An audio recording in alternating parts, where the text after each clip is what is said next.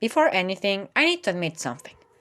I think Cyberpunk 2077 is an interesting case in this Back to 2020 miniseries. Now, I think the problem about Cyberpunk, for me, can be described with one phrase: executive greed. CD Projekt Red wanted to go big, but at the end, they couldn't give the standards they promised. They wanted to go big and bad, but they just gave bad. And that's not good. But before all that, as I said and did in the last part with 3D All Stars video, you should go check. We're gonna talk about four things. Number one, the first impressions. Number two, discussion about it. Number three, what CD Projekt Red did. And number four, what happened to the game.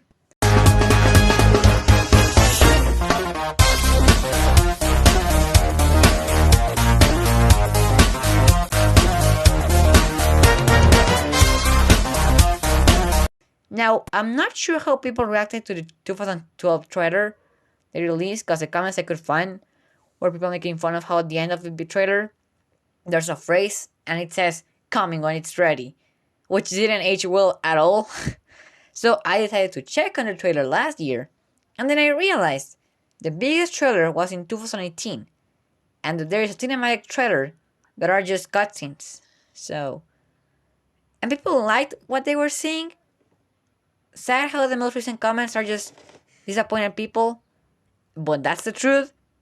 So, the first impressions when the game was like announced in 2012, it was good reception, and nowadays it's just disappointment, rage, and memes. A lot of memes. So let's go to number two.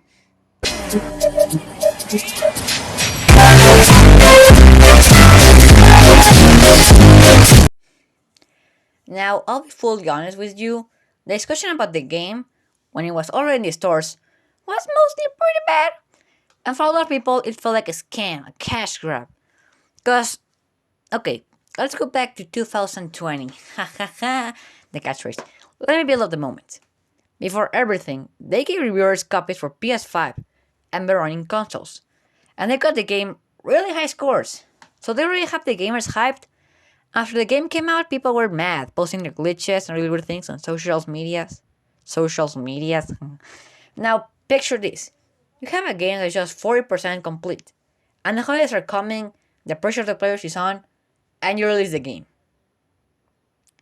You have the money, sure, and guess what? Congrats! You got the CD Projekt Red ending! That's also, aka, the bad ending.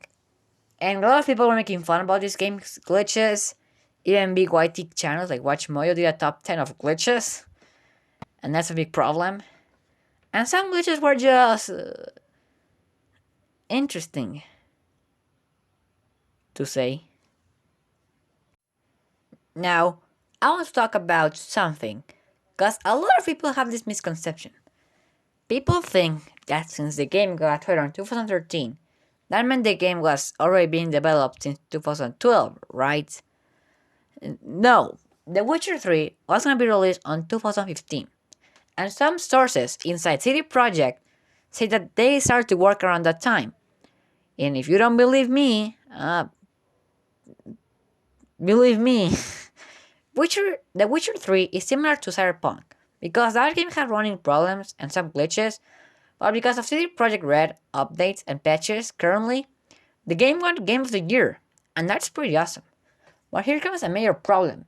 The team from Cyberpunk is the same from The Witcher 3.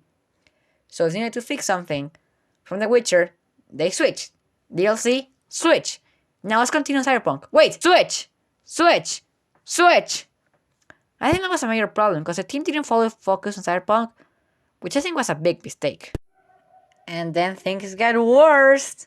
And now that some employees said, confirmed, they started from crunch, which basically means they need to work extra hours, without breaks, same pay. Then why didn't the team split on two to cover both games? Honestly, this whole thing sounds like bad communication. Now, part 3. Did the game get better?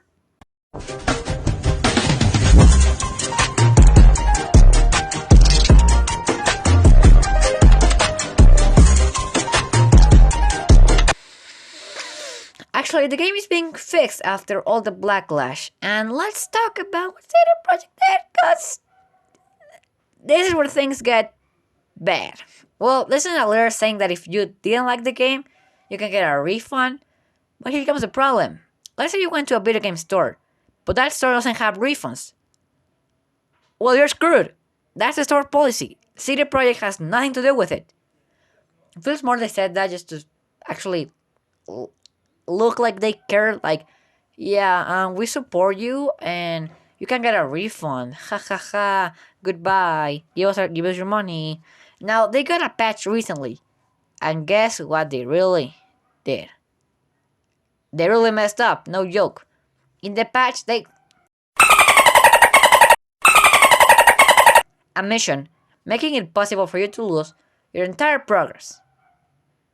Like, how do you mess up this bad? No, people weren't happy. People were rage, mad, and livid. I'm mad, rage, and livid. I just cursed. And now for the final part. I'm mad, rage, and livid.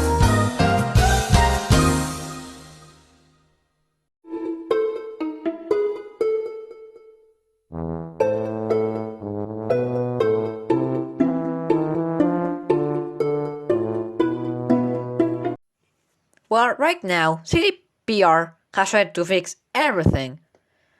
And right now, a lot of people are putting lawsuits against CDPR slash CD Projekt Red. You can call it whatever you want. And I've heard of this big collective lawsuit against them. And now maybe all of the money they won is being used in lawyers. Which is not that fun if thinking about it. But knowing CD Projekt, hopefully Cyberpunk will be respected and enjoyed by many. And maybe in 2 years, I'll do a review of this game and I'll call it a masterpiece and it might win the 10 in the rating. Who knows? And it might win Game of the Year. Who knows? It's the future. Everything can happen. But then again, who knows? Before I finish this video, I want to say, this has been the hardest one yet to do. I've at least rewritten this episode 3 times. So remember to like and subscribe because it's hard. Not too much, but it's hard. Next time in this mini series, we'll go over Sony removing the PS3 and PS Vita only store. This is Gamer Ghost, boys, and I say, golly gosh darn it.